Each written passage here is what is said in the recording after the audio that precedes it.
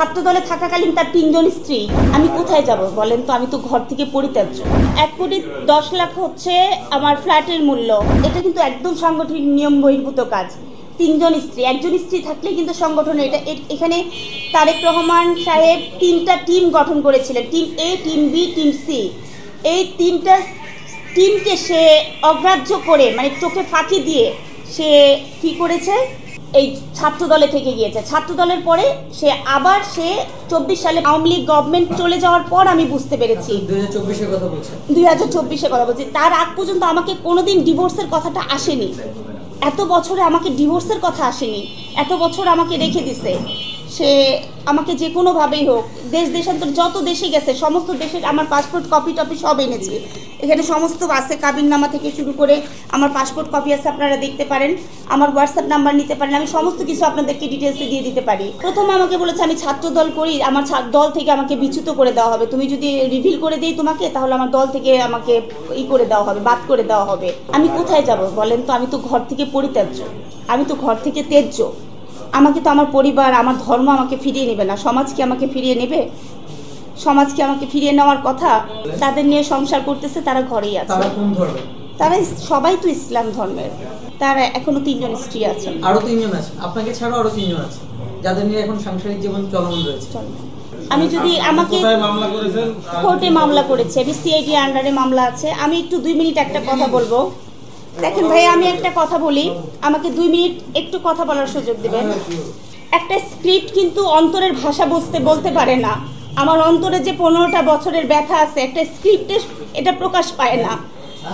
তো আমি শুধু একটা কথা বলবো, আমি বেগম খালেদা জিয়াকে ক্যান্টনমেন্ট থেকে যখন বের করে দেওয়া হয় তখন কাঁদতে দেখেছিলাম। তার ঘরটা কেড়ে নেওয়া হয়েছিল বলে সে কেঁদেছিল। এই একই ব্যথাটা কিন্তু আমার বুকের মধ্যেও, আমার ঘরটা কেড়ে নেওয়া হয়েছে, আমার সম্পদটা কেড়ে নেওয়া হয়েছে। আমি 2টা মাসের বাসা ভাড়া এখনো দিতে পারছি না। আমার যত টাকা ছিল, সে তো জানতো আমার ব্যাংকে কত টাকা আছে। আমার সমস্তটাই কেড়ে নেওয়া হয়েছে। আমার অলংকার, মানে তার জন্য আমি কত অলংকার বিক্রি করেছি। আমার না হলেও বহু অলংকার ছিল, আমি সমস্তটাই তাকে উজাড় করে দিয়েছি। ভালোবাসি বলেই দিয়েছি। ভালোবাসা তার অপরাধ না। কে গার্লফ্রেন্ড হয়ে বেঁচে থাকতে চায়? আপনার বোন, আপনার মা, আপনাদের মধ্যে কেউ চাবে যে কেউ স্ত্রীকে গার্লফ্রেন্ড হিসেবে পরিচয় দেবে সে এইভাবেই থাকবে? কখনোই থাকবে না। আর আমি শুধু আমার মানে বিনীত অনুরোধ আমার তারেক রহমানের কাছ থেকে, যে উনি যেন আমার এই বিচারটাকে সুন্দরভাবে দেখেন। এবং আমি একটা পরিচয় চেয়েছি, আমি একটা ঘর চেয়েছি।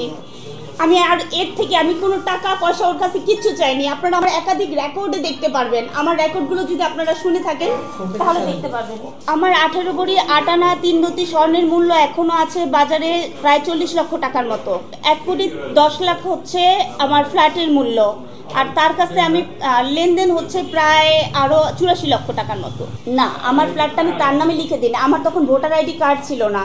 তখন সে বললো যে তোমার যেহেতু আওয়ামী লীগ সরকার কিন্তু ভোটার আইডি কার্ড করার জন্য একটা, মানে যখন আমি হই, ধর্মান্তর হই এবং হই, ভোটার আইডি কার্ডটার আমার একটা লং একটা ডিস্টেন্সে একটা সময় নেয়, ভোটার তখন অফ করে দেয়।